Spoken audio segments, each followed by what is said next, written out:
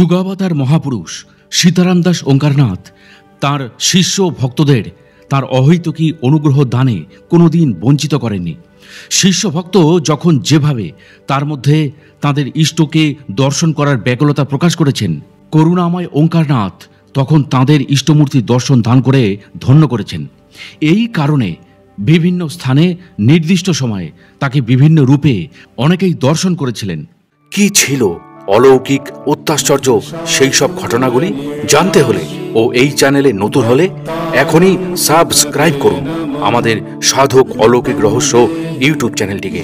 আর এখন দেখছেন সাধক অলৌকিক রহস্য, বাংলা ভাষায় সাধক জীবনের অলৌকিক ঘটনায় সাজানো অডিও ও ভিডিও লাইব্রেরি। আসুন প্রিয় দর্শক ও শ্রোতা, তাহলে এবার শুরু করা যাক। This channel does not promote any violent, harmful or illegal activities. All content provided by this channel is only meant for educational and entertainment purpose only. Gopal পণ্ডিত মহাশয় একটি ঘটনার বর্ণনা করেছেন। একবার ঠাকুর সীতারামের একটা গ্রামের নাম প্রচারে যাবার কথা ছিল।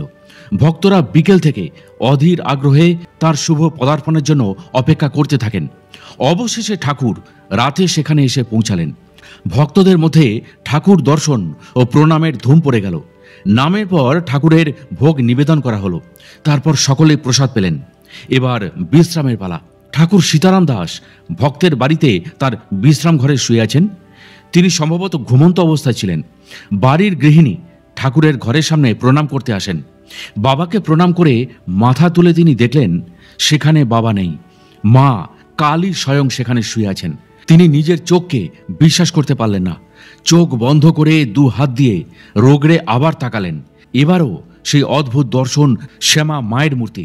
হতচকিত হয়ে গৃহকর্ত্রী ছুটে সেখান থেকে চলে গিয়ে সবাইকে ডাকতে লাগলেন। যারা জেগেছিলেন তারা অনেকেই ঠাকুরের ঘরের সামনে ছুটে আসলেন, কিন্তু তারা দেখলেন ঠাকুর সীতারাম দাস ওঙ্কারনাথ যথারীতি বিশ্রামে রয়েছেন। ঠাকুর সীতারাম ওঙ্কারনাথ জব্বলপুরের এক শিষ্যের কাছে একটা টেলিগ্রাম পাঠিয়েছিলেন, যাতে তিনি কোনো একটা নির্দিষ্ট তারিখে সকাল 10টায় জব্বলপুর স্টেশন পার হবেন জানিয়েছিলেন। সেই ভদ্রমহিলা বাৎসল্য ভাবের পূজারিণী ছিলেন। তিনি সেইভাবেই ঠাকুরকে বালগোপাল ভাবে উপাসনা করতেন। ঠাকুর তার নাম রেখেছিলেন নন্দরানী মা। সেই তারিখে নির্দিষ্ট সময়ে যখন ট্রেন এসে জব্বলপুর স্টেশনে দাঁড়ালো, তখন নন্দরানী মা ঠাকুরের পতাকা দেখে তার কোচের কাছে ছুটে এলেন। তিনি গোপাল গোপাল বলে ছুটছিলেন। ঠাকুর উঠে দাঁড়িয়ে ট্রেনের দরজার কাছে আসলেন। নন্দরানী মা অমনি গাড়িতে উঠে তাকে জড়িয়ে ধরে বললেন, আমার গোপাল, আমার গোপাল বলে কাঁদতে লাগলেন। নন্দরানী প্রচুর পরিমাণে মাখন ও চিনি এনেছিলেন গোপালের সেবার জন্য। তিনি কিন্তু ভাবের আনন্দে চিনির পরিবর্তে অনেকটা লবণ দিয়ে ফেলেছিলেন। এবার তিনি মাখন ও লবণ ঠাকুরকে খাওয়াতে লাগলেন। ভাবগ্রাহী জনার্দন ঠাকুর নন্দরানী মার দেওয়া সব মাখনটুকু পরম তৃপ্তির সঙ্গে সেবা করলেন। নন্দরানী মায়ের আনন্দের আর সীমা ছিল না। ঠাকুর তাকে কিছুই বুঝতে দিলেন না, বরং নন্দরানী মায়ের বাৎসল্য প্রেমের ভাবে পরম তৃপ্তি লাভ করলেন সীতারাম ওঙ্কারনাথ দেব। একবার শান্তিনিকেতনে এক বিদেশি ভক্ত ঠাকুরের সঙ্গে দেখা করেন। তিনি ছিলেন উচ্চ মার্গের সাধক। তিনি ঠাকুরকে বললেন, আমি আত্মাকে জানতে চাই। তিনি বারবার ঠাকুরকে সেই একই অনুরোধ করতে লাগলেন। অন্তর্যামী ঠাকুর সীতারাম তার অন্তরের অন্বেষণের আকুলতা অনুভব করেছিলেন। তিনি আসন থেকে উঠে হঠাৎ 7 ফুট লম্বা সেই বিদেশিকে জড়িয়ে ধরে প্রেম দান করলেন। অমনি লোকটি অচৈতন্য হয়ে পড়েন। আরও কিছুক্ষণ পরে তার জ্ঞান ফিরলে তিনি উঠে বসলেন এবং বললেন, আমি এখন সন্তুষ্ট, কারণ আমি প্রশ্নের উত্তর পেয়ে গেছি। ঠাকুর সীতারামের দিব্য স্পর্শে সেই বিদেশির আত্ম উপলব্ধি হয়েছিল। এক ভদ্রমহিলা ঠাকুরের কাছে দীক্ষা লাভের জন্য লাইন দিয়ে বসেছিলেন। তার অন্তরের বাসনা হলো ঠাকুরের ঐশ্বরিক স্পর্শ লাভ করার। তিনি অবশ্য এর আগে ঠাকুরের কাছে মন্ত্র পেয়েছিলেন। অসংখ্য দীক্ষা প্রার্থী সেদিন লাইন দিয়ে বসে আছেন। ঠাকুর এক এক করে সকলকে নাম দিয়ে কৃপা করছেন। তারপর সেই মহিলার কাছে এসে ঠাকুর সীতারাম ওঙ্কারনাথ একটু মৃদু হাসলেন এবং তার কানের কাছে গিয়ে আগের সমস্ত মন্ত্র আবার উচ্চারণ করলেন। মহিলাটি এতে অত্যন্ত অবাক হলেন। তিনি তখনই ঠাকুর সীতারামের চরণে বললেন। ঠাকুর প্রত্যেক শিষ্যের আধ্যাত্মিক আধার, পর্যায় এবং পটভূমি সব মনে রাখতেন, কারণ তিনি ছিলেন প্রকৃত অর্থেই একজন গুরুদেব। চুঁচুড়ায় সত্যেন্দ্রনাথ নিয়োগী নামে ঠাকুর সীতারাম দাস ওঙ্কারনাথের একজন শিষ্য ছিল। তিনি 33 বছর বয়সে সস্ত্রীক ঠাকুরের কাছে দীক্ষা নিয়েছিলেন। তার দীক্ষা নেওয়ার উদ্দেশ্য ছিল পারমার্থিক উন্নতি লাভের জন্য, বরং জাগতিক সুখভোগ ও বিষয় সম্পত্তি লাভের জন্য। তিনি ঠাকুরকে বিশ্বাস করতেন না, নেহাতি কৌতূহল বশত তিনি ঠাকুরের কাছে এসেছিলেন। তখন ডুমুরদহে রামাশ্রম প্রতিষ্ঠা হয়েছে। ঠাকুর তার নিজের হাতে তৈরি করা সাধন গুহায় সাধন ভজন করেন। আশ্রমে পুরুষ ও মহিলাদের রাত্রি বাসের জন্য তিনি আলাদা আলাদা আবাসনের মাঝখানে একটা বাঁশের বেড়া দেওয়া ছিল। একদিন রাত্রে সত্যেন্দ্রনাথ লক্ষ্য করলেন ঠাকুর তার বিশ্রাম ঘরের থেকে বেরিয়ে মেয়েদের আবাসের দিকে যাচ্ছেন। তিনি চুপিসারে তাকে অনুসরণ করলেন। আগেই বলা হয়েছে তার মনে অবিশ্বাস ছিল। হঠাৎ তিনি বলে উঠলেন, কে আছো? মায়েদের আবাসনের পাশেই ছিল ঠাকুরের সাধন গুহা। সেই সময় সত্যেন্দ্রনাথ দেখলেন গুহার ভেতর থেকে একটা বিশাল উজ্জ্বল জ্যোতি বার হচ্ছে। তিনি বিভ্রান্ত হয়ে পড়লেন। পরক্ষণেই সেই জ্যোতির মধ্যে এক বিরাট শিবের রুদ্র মূর্তি তিনি দর্শন করলেন। সেই বিশাল মহারুদ্রের মূর্তি দর্শন করে তিনি আর সহ্য করতে পারলেন না, অজ্ঞান হয়ে পড়ে গেলেন। আসলে তিনি জানতেন না যে ঠাকুরের ভূগর্ভস্থ সাধন কক্ষটি ওই দিকেই ছিল। ঠাকুর সেই দিকেই সাধনার জন্য সেদিন গিয়েছিলেন। শ্রীমৎ ভূমানন্দজি যৌবনে কলকাতার কাছেই একটা ছোট শহরে বাস করতেন। প্রতিদিন তিনি সন্ধ্যার সময় স্থানীয় এক কালীবাড়িতে প্রণাম করতে যেতেন। এরপর তিনি ঠাকুর সীতারামের আশ্রিত হন এবং বৈষ্ণব মন্ত্র লাভ করলেন। তখন তার মনে একটা সংশয় উপস্থিত হলো, এরপর আর তার প্রতিদিন কালী মন্দিরে প্রণাম করতে যাওয়া উচিত হবে কিনা। এর ফলে তার ইষ্টের প্রতি নিষ্ঠায় শৈথিল্য আসছে না তো। একদিন ভূমানন্দজি ঠাকুর ঘরে বসে মধ্যাহ্নকালীন বা দুপুরবেলার আহ্নি করছেন। হঠাৎ তিনি চোখ মেলে তাকালেন। সারা গায়ের লোম সেদিন তার খাড়া হয়ে উঠল। সামনে তিনি যে দৃশ্য দর্শন করলেন তা তিনি বিশ্বাস করতে পারছিলেন না। কি দেখলেন তিনি? চোখের সামনে আবির্ভূতা হয়েছেন দয়াময়ী কালীমা স্বয়ং। পরক্ষণেই মূর্তিখানি বদলে গেল। দেখলেন সামনে তার গুরু ঠাকুর সীতারাম স্বয়ং। তারপর দেখলেন এলোকেশী মাতৃমূর্তি। আর একবার সেই মূর্তিতেই শ্রী গুরুদেবের মুখ বসানো রয়েছে দেখছেন। আর এলোকেশীর বদলে দেখছেন এলিয়ে পড়া জটারাশি। এই অদ্ভুত দৃশ্য দেখে তিনি হতবাক। স্পষ্টই শুনতে পাচ্ছেন ঠাকুরের বামা কণ্ঠে খিলখিল হাসির শব্দ। হাসি যেন আর থামতেই চায় না, হেসে কুটি কুটি হয়ে যাচ্ছেন। এরপর মাতৃমধ্যে স্থিত গুরু এবং পরমুহূর্তে গুরু মধ্যেই স্থিতা মাতা। বেশ কিছুক্ষণ এইভাবেই কাটল। আরও কিছুদিন পর ভূমানন্দজি আসনে বসে জপের সময় দেখলেন তার সামনে বসে নৃসিংহ রূপে স্বয়ং গুরুদেব সীতারাম দাসজি। কি গম্ভীর ভয়াল সেই মূর্তিখানি! সিংহ মূর্তির শুধু মুখটি শ্রী ঠাকুরের, আর কেশব রূপে বিরাজিত তাঁর জটাভার। আর একদিনের ঘটনা। ঠাকুরের অন্তরঙ্গ অধ্যাপক প্রমোদ রঞ্জন গুপ্ত শ্রদ্ধাভরে স্মরণ করছেন দীক্ষাই সাধন সমিতিতে 1358 সালে তার দীক্ষালাভের দিনটির কথা। তিনি সাহস করে ঠাকুরকে কিছুই বলেনি, কিন্তু ঠাকুর নিজেই শতপ্রণোদিত হয়ে সন্তানকে কাছে টেনে নিলেন, দিলেন পরম আশ্রয়, বলেন, এখানেই বসে যা। এটা হলো আমার শ্রীগুরু প্রতিষ্ঠিত সমিতি, আমার বড় প্রিয় স্থান। এবার অধ্যাপক গুপ্তের নিজের ভাষাতেই শোনা যাক। কুটিরের পাশেই বসে গেলাম। তিনি করস্পর্শে কুণ্ডলিনী জাগরণ করলেন। সে কি পরশ! অনুভব করা যায়, বর্ণনা করা যায় না।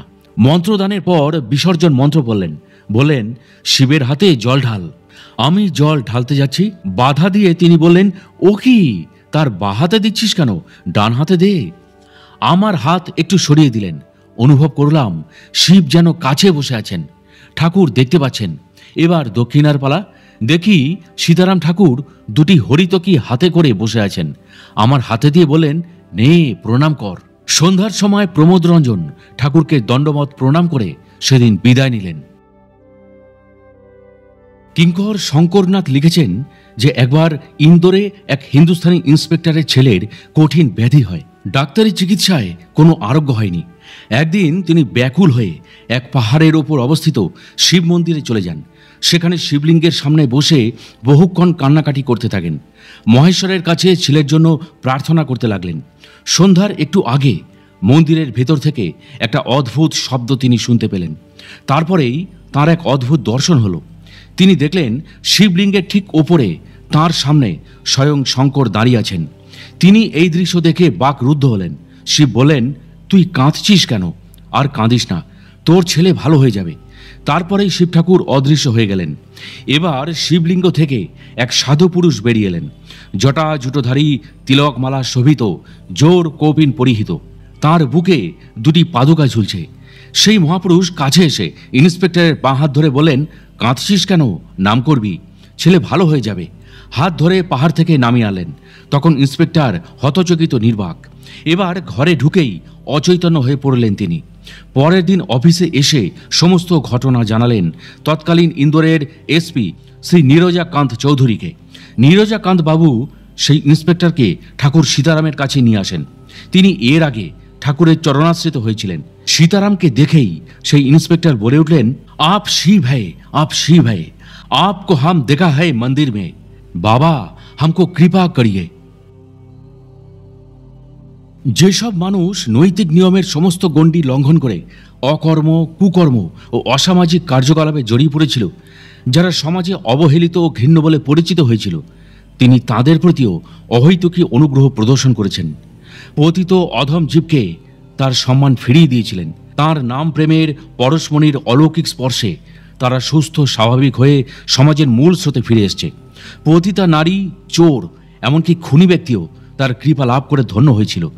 যারা তার কাছে আসতে পারেনি, তিনি নিজেই ছুটে গেছেন তাদের দোরগোড়ায়, কাঁধে নাম ও প্রেমের ঝুলি নিয়ে। তাই তো পতিত পাবন সীতারাম নামটি তার সর্বান্তকরণে সার্থক হয়ে উঠেছিল। প্রিয় দর্শক ও শ্রোতা, এবার কয়েকটি ঘটনার উল্লেখ করে বিষয়টি আপনাদের সামনে তুলে ধরব। একবার এক ব্রহ্মচারিণী এক গুরুতর অপরাধ করে ফেলেন। ঠাকুর তখন তাকে আশ্রম ছেড়ে যাবার হুকুম দিয়েছিলেন। ঠাকুর ছিলেন বজ্রসম কঠিন এবং তার সিদ্ধান্তে অটল। অগত্যা ব্রহ্মচারিণী বিদায় নেবার জন্য তার নিজস্ব কিছু জিনিসপত্র গুছিয়ে নিয়েছিলেন। আশ্রম থেকে বেরিয়ে যাওয়ার আগে তাঁর ঠাকুরের সঙ্গে দেখা হয়ে যায়। ঠাকুরের রাগ তখনও কিন্তু পড়েনি। তিনি ক্রুদ্ধ দৃষ্টিতে সেই ব্রহ্মচারিণীর দিকে তাকালেন। ব্রহ্মচারিণী হঠাৎ কান্নায় ভেঙে পড়ল। আসলে সে তার ভুল বুঝতে পেরেছিল এবং অপকর্মের জন্য অনুশোচনা করছিল। তখন ঠাকুর সীতারাম আবার তাকে ধমক দিয়ে বলেন, বেরিয়ে যাও। এবার ব্রহ্মচারিণী কাঁদতে কাঁদতে বলল, কোথায় যাব বাবা? হঠাৎ ঠাকুর রুদ্রমূর্তি ত্যাগ করে প্রশান্ত মূর্তি ধারণ করলেন, যেন তিনি ক্ষমাশীল পরম পিতা, পরম ত্রাতা। এবার স্নেহময় কণ্ঠে তিনি বললেন, কেন এই শ্রীচরণে? এবার তাঁর রাতুল চরণ দুটি মেলে ধরলেন সেই অনুতাপ দগ্ধ ব্রহ্মচারিণীর কাছে। ব্রহ্মচারিণীর চোখের জলে ঠাকুরের চরণ দুটি ধুলেন এবং নিজেও শুদ্ধ হলেন। ঠাকুর সীতারাম ওঙ্কারনাথ তখন ছিলেন হাওড়ার বাল্টিকুড়ি গ্রামে। তখনকার দিনে এটা ছিল জনশূন্য স্থান, কোনো লোকবসতিও ছিল না। একজন কুখ্যাত ডাকাত সেদিন এসে ঠাকুরের চরণে আশ্রয় প্রার্থনা করল। এবার ঠাকুর তাকে প্রশ্ন করলেন, কত মানুষ খুন করেছ? ডাকাত, কয়েকশো। ঠাকুর সীতারাম বললেন, আধ্যাত্মিক দীক্ষার আগে তোমাকে প্রায়শ্চিত্ত করতে হবে। সে বলল, ঠিক আছে, আমি প্রস্তুত। ঠাকুর বললেন, এই আচরণের জন্য 500 টাকা খরচ হবে। সে বলল, একটু দাঁড়াও, আমি নিয়ে আসছি। ঠাকুর বললেন, কোথায় চললে? সে বলল, আমি কোনো পথিকের কাছ থেকে চাঁদা আদায় করব। ঠাকুর বললেন, তার আর দরকার নেই, সীতারামই খরচটা দেবে, কিন্তু তার আগে তোমাকে সব অস্ত্র সমর্পণ করতে হবে। ডাকাত আর দেরি না করে তার সব অস্ত্র শস্ত্র এনে ঠাকুরের পায়ের সামনে জড়ো করল। ঠাকুর সীতারাম খুশি হয়ে বললেন, এবার আমি তোমাকে অস্ত্র দেব। তিনি এক জোড়া করতাল তার হাতে দিয়ে বললেন, এই নাও যন্ত্র, আর সর্বদা নাম করে যাও। ডাকাত সর্দারের আনন্দে দুই চোখ দিয়ে জল গড়িয়ে পড়ল। রত্নাকর দস্যু এবার বুঝি বাল্মীকি হলেন। পরে তিনি দীক্ষা দিয়ে এক নতুন জীবন শুরু করলেন। ঠাকুর সীতারাম দাস ওঙ্কারনাথ যে গাড়িটিতে করে নাম ধর্ম প্রচারে বেরোতেন, সেই গাড়িটির নাম ছিল বিশ্বপ্রেম।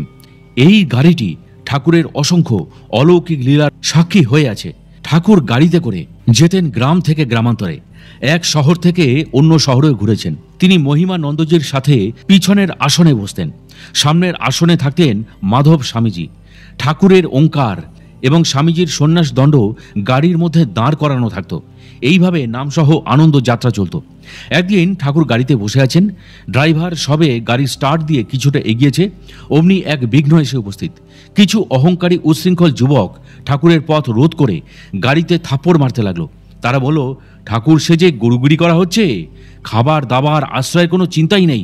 বাহ, বেশ, দেখো বাবাজি, আমরা বেকার, আমাদের কিছু টাকার দরকার, কিছু মাল ছাড়ুন।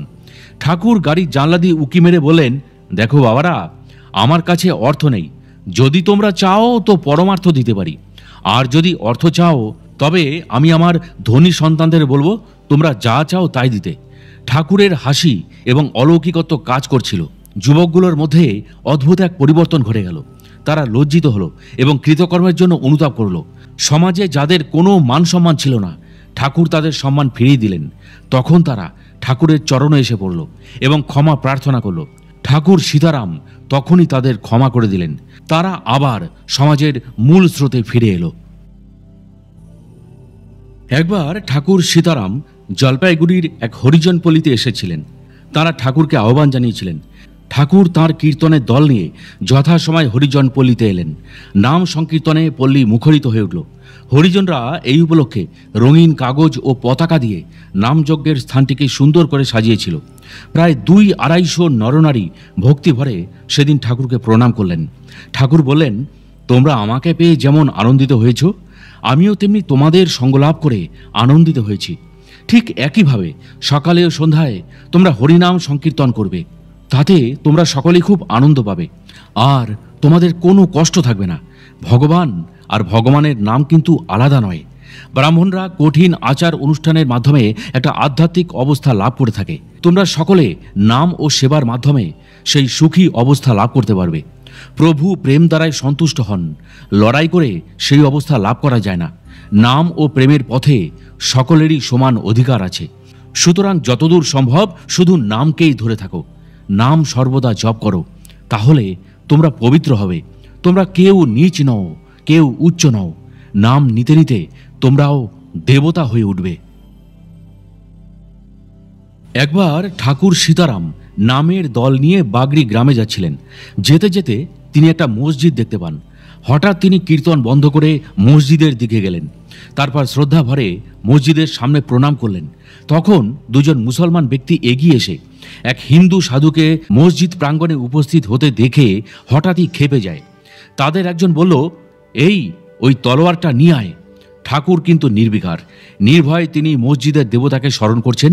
তখন চিৎকার শুনে মসজিদের মৌলভী সাহেব বাইরে বেরিয়ে এলেন।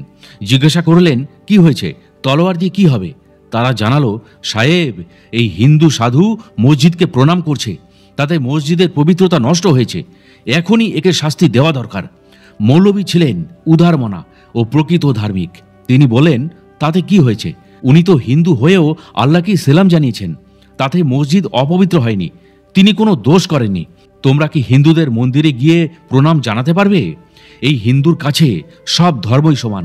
তিনি হিন্দুর ভগবান, মুসলমানের পীর এবং খ্রিস্টানদের ঈশ্বর।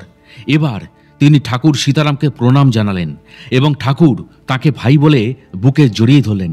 বস্তুতই ঠাকুর ছিলেন সব ধর্মের সমদর্শী। ঠাকুরের এক ভক্ত প্রচুর ধন সম্পত্তি অর্জন করে মনে মনে খুব অহংকারী হয়ে ওঠে। ভেবেছিল যে তার মতো ধনী ভক্ত ঠাকুর সীতারামের আর কেউ নেই। কিন্তু ঠাকুর অন্তর্যামী, তিনি তার মনের কথা জানতে পারলেন।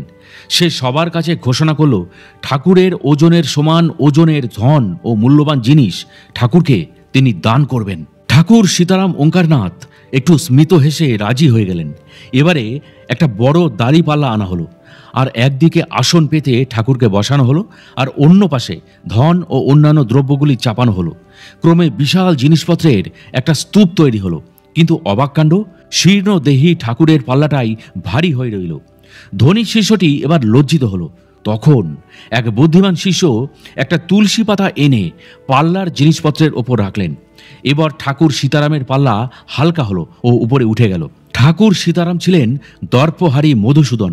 তিনি এইভাবে ধনী ভক্তটির দর্প সেদিন চূর্ণ করলেন। এর থেকে প্রমাণ হলো এই যে ঠাকুরের সব নৈবেদ্যতে তুলসী দিতে হবে, আর কোনো অহংকার নয়, ভক্তি ভরে অর্ঘ্য দিতে হবে তার উদ্দেশ্যে। ঠাকুর সীতারাম এক বন্ধ্যা নারীকে অনুগ্রহ দান করেছিলেন। গোপাল মিত্র ঠাকুরের কাছে এক নিঃসন্তান দম্পতিকে এনেছিলেন। তারা ঠাকুরের চরণে কাতর প্রার্থনা জানিয়ে বললেন যে আমাদের কোনো সন্তান নেই, তাই আমাদের বড় কষ্ট। ডাক্তার দেখিয়েছি, ডাক্তার বলেছেন তোমরা কোনোদিন মা বাবা হতে পারবে না। আপনি আমাদের আশীর্বাদ করুন যেন আমাদের একটা সন্তান জন্মায়। ঠাকুর সেই দম্পতির দুঃখের কথা শুনে মনে সত্যি ব্যথা পেলেন। তিনি সেই দম্পতিকে আশীর্বাদ করে বললেন, যাও, তোমাদের মনোবাসনা পূর্ণ হবে। এর কয়েক মাস পরে ঠাকুর সীতারাম ওঙ্কারনাথ গুজরাটের নাম প্রচার করছেন। তখন গোপাল মিত্র ঠাকুরকে জানালেন যে নিঃসন্তান মহিলাটি গর্ভবতী হয়েছেন। তাই শুনে ঠাকুর একটু মৃদু হেসে বলেন, ওহে গোপাল, বন্ধ্যা নারীরও সন্তান হতে পারে, তুমি কি বলো? ঠাকুর সীতারাম ছিলেন সিদ্ধ যোগী। নাম জপতে জপতে তিনি হয়ে রয়েছিলেন নামময় দেহ। নাম নিতে নিতে বা শুনতে শুনতে তিনি বাহ্য দশা লুপ্ত হয়ে যেতেন। সহজ সমাধি তাঁর সহজাত ছিল। পঞ্চভূতে থাকলেও তিনি ছিলেন চিদ ঘন পবিত্র চিন্ময় দেহ। পরশমণির স্পর্শে যেমন লোহা সোনা হয়ে যায়, তেমনি ঠাকুর সীতারামের পবিত্র স্পর্শে অসংখ্য পাপী তাপী উদ্ধার হয়ে গেছেন। শ্যামল বসুর কাকা ঠাকুরকে মানতেন না, বলতেন জুতোর মালা পরা সাধু, এইভাবে তিনি অবজ্ঞা প্রকাশ করতেন। কিন্তু একদিন পতিত পাবন দয়াময় ঠাকুর সেই কাকাকেই প্রেমের আলিঙ্গন দিয়ে বুকে তুলে নিলেন। আর তখনই তার শরীর রোমাঞ্চিত হল। তিনি দেখলেন ঠাকুর স্বয়ং নারায়ণ। এরপরে তিনি অচৈতন্য হয়ে পড়লেন। তাঁর জীবনে বিরাট পরিবর্তন ঘটে গেছিল।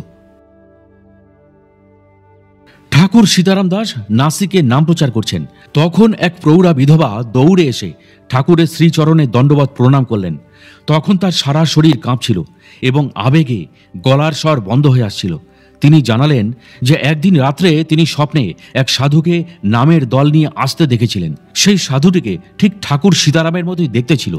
রোগা পাতলা, মাথায় জটা, বুকে পাদুকা জোড়া, কপালে চন্দন, কাঁধে একটা পতাকা। তিনি কখনো ভাবেননি একদিন তার স্বপ্ন এইভাবে সত্যি হবে। তিনি ঠাকুরকে চাক্ষুষ দেখার পর তার দেখা স্বপ্ন সেদিন সত্যি হলো। অশ্রুকম্পে পুলকিত হয়ে সেই বিধবা নারী বারবার বাবার চরণে আত্মনিবেদন করলেন, বলেন, বাবা, আপনি আমার প্রভু, দয়াময়, আমায় দয়া করুন। দাক্ষিণাত্যে হরিনাম প্রচারকালে ঠাকুর সীতারাম বিশাখাপত্তনমে ছিলেন। সেই সময় একদিন তিনি শিষ্য ভক্ত পরিবৃত হয়ে সমুদ্রে স্নান করছিলেন। তখন এক স্থানীয় মহিলা হঠাৎ এসে প্রভুর চরণে পড়লেন। আনন্দে আবেগে তার সমস্ত শরীর তখন কাঁপছিল। তিনি স্থানীয় ভাষায় তার মনের কথা ব্যক্ত করছিলেন এবং ঠাকুরের হাত ধরে তার বাড়িতে নিয়ে যাবার জন্য ব্যাকুলতা প্রকাশ করছিলেন। তিনি এমনভাবে ঠাকুরকে হাত ধরে টানতে লাগলেন, মনে হলো যেন ঠাকুর কত জন্মের তার প্রিয়জন। ঠাকুর স্নেহভরে তার মাথায় কোমল হাত বুলিয়ে তাকে শান্ত করলেন এবং তার প্রার্থনা মঞ্জুর করলেন। সেদিন বিকেলে নামের দল নিয়ে কীর্তন করতে করতে সেই মহিলার বাড়িতে তিনি এলেন। তার বাড়িটি খুবই সুন্দর, ছিমছাম পরিষ্কার পরিচ্ছন্ন। দেওয়ালগুলিতে দেবদেবীর বিগ্রহ টাঙানো। একটা সাজানো সিংহাসনে তার ইষ্টদেবের বিগ্রহ। ধূপ দ্বীপের গন্ধে সুরভিত ও পবিত্র তিনি ঠাকুর সীতারামকে একটা কাঠের বেঞ্চের আসনে বসালেন। একটা পাত্রে তাকে পাদ্য অর্ঘ্য প্রদান করে শ্রী চরণযুগল ধুলেন। ফল মিষ্টি নৈবেদ্য দিলেন। তারপর ভক্তিভরে কর্পূর বাতি দিয়ে ঠাকুরকে আরতি করলেন। তারপর তার রাতুল চরণযুগলে প্রণাম নিবেদন করলেন।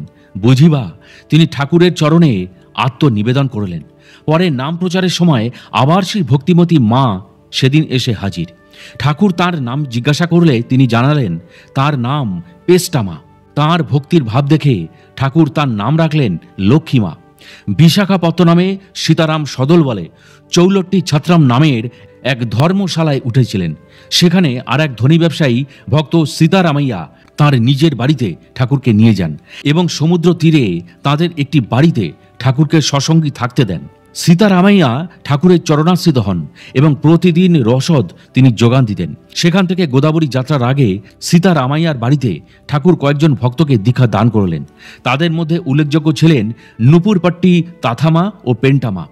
সীতারাম পেন্টামাকে বললেন, গুরু নাম জপ করো, পরে অবশ্য তিনি শুধু গুরু গুরু বলতে শেখালেন। ক্রমশ বিদায়বেলা ঘনিয়ে এলো। ঠাকুর স্টেশনের দিকে পা বাড়ালেন। ভক্তবৃন্দ চোখের জলে সেদিন তাকে বিদায় দিলেন। হঠাৎ পেন্টামা ছুটে এসে ঠাকুরের ঝোলাঝুলি নিজের কাঁধে তুলে নিলেন। সীতারাম তাকে বিরত করলেন না, বললেন, এই প্রথম সীতারামের ঝুলি এক মায়ের কাঁধে উঠল। সকলে টিকিট কেটে ট্রেনে উঠে পড়ছেন। পেন্টামা ঠাকুরের সঙ্গে গোদাবরী যেতে চাইলেন, কিন্তু নিয়মনিষ্ঠ ঠাকুর তাকে সঙ্গে নিলেন না। হুইসেল দিয়ে ট্রেন ছাড়ল। পেন্টামা গুরুর বিরহে চোখের জল ফেলতে লাগলেন। যতক্ষণ না ট্রেনটি স্টেশন ছেড়ে দৃষ্টির বাইরে চলে গেল, ততক্ষণ পেন্টামা সেই গাড়ির দিকে তাকিয়ে রইলেন। ঠাকুর শুধু ভক্তদের উদ্দেশ্যে বললেন, দেখলি ভালোবাসা কাকে বলে। কাশীধামে অবস্থানকালে ঠাকুর সীতারাম কাশীনাথ বাবুর বাড়িতে আশ্রয় নেন। কাশীনাথ বাবুর দোতলায় দুটি ভাগ। এক ভাগে তিনি পরিবার নিয়ে থাকেন, অন্য ভাগে সীতারাম শিষ্য ভক্তদের নিয়ে থাকেন। দোতলায় একটিমাত্র সাধারণ শৌচাগার, সেটা ছিল পশ্চিম ভাগে, অর্থাৎ যেদিকে সীতারাম ও সঙ্গীরা থাকতেন সেই দিকে। কাশীবাবুর স্ত্রী বোন টিবিতে আক্রান্ত রোগিণী, তিনি হাঁটতে পারতেন না। কোনো ক্রমে হামাগুড়ি দিয়ে দিনে বার কয়েক শৌচালয় যেতেন। একদিন ঠাকুর বারান্দায় ছিলেন, তখন কাশীবাবুর স্ত্রী অতি কষ্টে শৌচালয় থেকে ফিরছেন। বীর ভক্ত সুশীল কুমার হঠাৎ ঠাকুরের দৃষ্টি আকর্ষণ করে বলে উঠলেন, তোমার লজ্জা করে না? ভদ্রলোকের মেয়ে ছেলে এতগুলি পুরুষ মানুষের সামনে দিয়ে হামাগুড়ি দিয়ে যাতায়াত করছো, আর তুমি তারই বাড়ির দোতলায় আরামে বসে থাকবে? অপরাধী বালকের মতো সরল ঠাকুর বললেন, সীতারাম কি করতে পারে বলো? সুশীল কুমার বললেন, তিনি কি করতে পারে আর না করতে পারে তাই বলো। কেন তুমি একে ভালো করতে পারো না? তোমাকে আর কেউ জানতে না পারে, কিন্তু এই সুশীল বাড়ুজ্জে তোমাকে ভালো করেই চিনে ফেলেছে। একে ভালো করতেই হবে, নইলে হাটে হাঁড়ি ভাঙবো, সব কথা ফাঁস করে দেব। পরে জানা গেছে সুশীলবাবুর স্ত্রী স্বপ্নে ওষুধ পান এবং তিনি সম্পূর্ণরূপে সেরে ওঠেন। মেমারিতে চতুর্মাস্যকালে একটা উল্লেখযোগ্য ঘটনা ঘটেছিল। চতুর্মাস্যকাল সমাপ্তির পথে ঠাকুর সীতারামের জন্য যে অস্থায়ী শৌচালয়টি নির্মাণ করা হয়েছিল, সেটি স্থানীয় এক মেতরানী রোজ পরিষ্কার করত। খুবই নিষ্ঠা সহকারে সে ঠাকুরের সেবার জন্য এই কাজটি সম্পূর্ণ নিষ্কামভাবেই করত। এই কাজের জন্য তাকে কোনো পারিশ্রমিক দিতে চাইলে তা সে গ্রহণ করতে চাইতই না। তখন ঠিক করা হয় যে ব্রত সমাপ্ত হলে একটা মোটা টাকা তাকে দেওয়া হবে। চতুর্মাস সমাপ্ত হলে সেই মেথরানীকে একটা টাকার অঙ্ক দিতে গেলে সে বলল যে ঠাকুরের এই সামান্য কাজটুকু করে সে নিজেকে ধন্য বলে মনে করছে, তাই সে এই কাজের জন্য কোনো টাকা নিতে পারবে না। তবে তার একটা বাসনা আছে সীতারাম ঠাকুরের কাছে। তিনি ভক্তদের কানের কাছে মুখ নিয়ে গিয়ে যে মন্ত্র দিচ্ছেন, সে তাই চায়। আশ্চর্য, অনেক বেশি মূল্যবান বস্তু হলো ঠাকুরের কৃপা বা অনুগ্রহ। ঠাকুরের দেওয়া একটা নতুন সুন্দর শাড়ি পরে মেথরানী যখন দীক্ষা নেওয়ার জন্য বসল, তখন থেকে সে হয়ে উঠল ভক্তি রানী। মেথরানী নিশ্চয়ই নয়। ধন্য দয়াল ঠাকুর সীতারামের জীব উদ্ধারিণী লীলা। নীলাচলের একটা ঘটনা। ঠাকুর একদিন সকালে শৌচালয় থেকে ফিরছেন। এক উড়িয়া মহিলা তার চরণে লুটিয়ে পড়ল, পড়ে কান্নায় ভেঙে পড়েছে একেবারে। ঠাকুর তাকে জিজ্ঞাসা করলেন, কি হয়েছে? তখন একজন ভক্ত জানালেন যে সে একজন বিধবা নারী, এক পুরুষের সঙ্গে পুরী বেড়াতে এসছে, স্বামী স্ত্রীর পরিচয় দিয়ে থাকে, কিন্তু এই জীবন তার আর ভালো লাগে না। তাই সে ঠাকুরের কাছে আশা করে এসেছে, অনুতাপে দগ্ধ হচ্ছে। তাই সে সীতারাম ঠাকুরের চরণে পড়ে কাঁদছে, মুখে কিছু বলার সাহস হচ্ছে না। দয়াল ঠাকুর শ্রী শ্রী সীতারাম চোখ বন্ধ করলেন। কিছুক্ষণ পরেই বলেন, মা, যা হবার ছিল তাই হয়েছে। এখন যদি শুদ্ধ হবার চেষ্টা করো তবে আর বিশেষ চিন্তার কারণ নেই। তোমাকে বিধবার বেশ ধারণ করতে হবে, আচার আচরণে পবিত্রতা বজায় রাখতে হবে, পুরুষ সঙ্গ ত্যাগ করতে হবে। পারবে তো? বিধবা যুবতী আশ্বস্ত হলো, জানালো যে সে পারবে। প্রভু তাকে কৃপা করলেন। পরদিন তাকে দীক্ষা মন্ত্র দিলেন। এটাই ছিল ঠাকুর সীতারামের করুণা ধারার বৈশিষ্ট্য। ঠাকুর সীতারাম দাস তার ভক্তদের জীবনে প্রচুর অলৌকিক ঘটনা ঘটিয়েছিলেন। তিনি কুষ্ঠ, ক্যান্সার ও মানসিক রোগসহ নানা রকম রোগের আক্রমণ থেকে তাদের সারিয়ে তুলেছিলেন। অতি ভয়ঙ্কর বিপর্যয়ের হাত থেকে তাদের রক্ষা করেছেন বিভিন্ন সময়। এমনকি মৃত ব্যক্তিদেরও প্রাণ ফিরিয়ে দিয়েছিলেন। অনেক হতদরিদ্র, হতাশাগ্রস্ত মানুষকে নিজের পায়ে দাঁড়াতে সাহায্য করেছিলেন। দরিদ্র মহিলা গ্রামবাসীদের সাহায্যের হাত বাড়িয়ে দিয়েছিলেন। তিনি তাঁর আশ্রমগুলিতে ছোট ছোট কাজকর্মে নিযুক্ত করতেন এবং তাদের সন্তানদের স্বাস্থ্যকর খাবারের ব্যবস্থা করতেন। তিনি পশু পাখিদেরও নিয়মিত খাবার দিতেন। 1935 সালের কথা। শ্রী শ্রী সীতারাম বৈদিক মহাবিদ্যালয়ে তখনও বিদ্যুৎ সংযোগ আসেনি। শ্রীনাম সংকীর্তন চলছে। হঠাৎ ঠাকুর একসময় বললেন তার মোহন বেনু অর্থাৎ মাইক্রোফোনটা তার কাছে নিয়ে যেতে। পাশের বাড়ি থেকে বিদ্যুৎ সংযোগ নিয়ে আলো জ্বালানো হচ্ছিল। নিতাইশি ও শম্ভু দত্ত মাইকের লোহার দণ্ডটা ধরে আনতে গিয়ে প্রচণ্ড ইলেকট্রিক শক খেলেন। দুজনেই সঙ্গে সঙ্গে মাটিতে লুটিয়ে পড়ে অজ্ঞান হয়ে গেলেন। আরও অনেক লোকও অল্প স্বল্প বিদ্যুৎস্পৃষ্ট হলেন সেদিন। ডাক্তারকে ডাকা হলো। তিনি পরীক্ষা করে নিতাই ও শম্ভুকে প্রাণের আশা নেই বলে ঘোষণা করলেন। আনন্দের হাটে দুঃখের জবনিকা নেমে এলো। ঠাকুর সীতারাম তাদের এই অবস্থা দেখে নীল বর্ণ দেহ ধারণ করে সমাধিস্থ হলেন। সমাধি ভাঙার পর তিনি ডাক্তারদের জবাব শুনে পরম গুরুদেবের পাদুকামৃত নিয়ে তাদের মুখে দিতে পরামর্শ দিলেন। নিথর শরীর, অনেক কষ্টে তাদের মুখ একটুখানি ফাঁক করে চরণামৃত দেওয়া হলো। এবার তাদের শরীরে প্রাণের সাড়া মিলল। প্রথমে ঠোঁটগুলো একটু নড়ে উঠল। দ্রুতই তারা ধীরে ধীরে উঠে বসলেন। ঠাকুর তাদের জন্য গরম দুধ আনতে বললেন। নিতাইশি বললেন, বিদ্যুৎ স্পৃষ্ট হবার পর বেঁচেছিলাম না মরে গিয়েছিলাম আজও বুঝতে পারিনি। বাগবাজারে থাকেন ঠাকুরের অন্যতম ভদ্রমা। ঠাকুর তাকে ওই নামেই ডাকতেন। একবার দুর্গাপূজার সময় ষষ্ঠীর দিনে তাকে একটা বিছে কামড়ায়। তখন বাড়িতে কোনো আত্মীয় ছিল না। তিনি যন্ত্রণা সহ্য করতে না পেরে অজ্ঞান হয়ে যান। তখন প্রতিবেশীরা তাকে আরজিকর হাসপাতালে ভর্তি করে দেন। এইভাবে দুদিন কেটে যায়, কিন্তু রোগিনীর কষ্ট আর থামে না। তখন তিনি সীতারাম সীতারাম, হে ঠাকুর আমাকে বাঁচাও, আমি আর কষ্ট সহ্য করতে পারছি না। তাঁর চিৎকারে অতিষ্ঠ হয়ে নার্সরা তাকে একটা আলাদা কেবিনে রেখে দিয়েছিলেন। নবমীর দিন সকাল 10টার সময় ভদ্রমার স্বামী তাকে দেখতে আসেন। তিনি দেখলেন যে ঠাকুর সীতারাম ওঙ্কার দণ্ড হাতে রোগিণীর কেবিনের দিকে হেঁটে যাচ্ছেন। কেউ তাকে কোনো প্রশ্ন করছে না। বেশ কিছুক্ষণ ঠাকুর রোগিণীর কেবিনে ছিলেন, আর রোগিণীর কোনো শব্দ শোনা যাচ্ছিল না। স্বামী ভাবলেন, তাহলে কি রোগিণীর কিছু ঘটে গেল? তিনি কিছুটা চিন্তাগ্রস্ত হয়ে তার কেবিনে প্রবেশ করলেন। গিয়ে দেখলেন তার স্ত্রী তখন শান্তিতে ঘুমোচ্ছেন। মুখে যন্ত্রণার চিহ্ন মাত্র নেই। কিন্তু তিনি ঠাকুরকে কেবিনে দেখতে পেলেন না। তার কেবিনে ঢোকার আগেই ঠাকুর অদৃশ্য হয়ে যান। সুস্থ হয়ে ওঠার পর ভদ্রমা রহস্য ভেদ করলেন।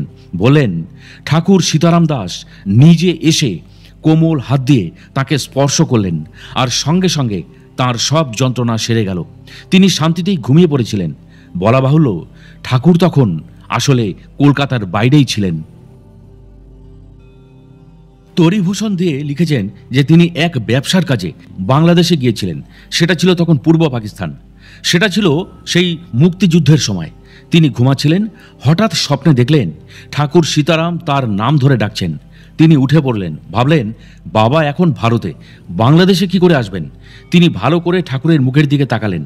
তার মুখে সেই ভুবন ভোলানো হাসি নেই, বরং তার বদলে দেখা গেল বেশ উৎকণ্ঠার একটি লক্ষণ। তিনি নির্বাক ও গম্ভীর ছিলেন। তা দেখে তরিভূষণ চিন্তিত হলেন। তার মনে একটা আশঙ্কা জাগছিল। ঠাকুর হাত তুলে তাকে ভরসা দিলেন, মা ভই। এই ঘটনার পর তিনি অদৃশ্য হলেন। এরপর তরিভূষণ জানতে পারলেন যে কিছু ইনফরমার পুলিশকে জানিয়েছে যে তিনি ভারতীয় গুপ্তচর এবং নির্মম আনসারি বাহিনী তার পিছু নিয়েছে।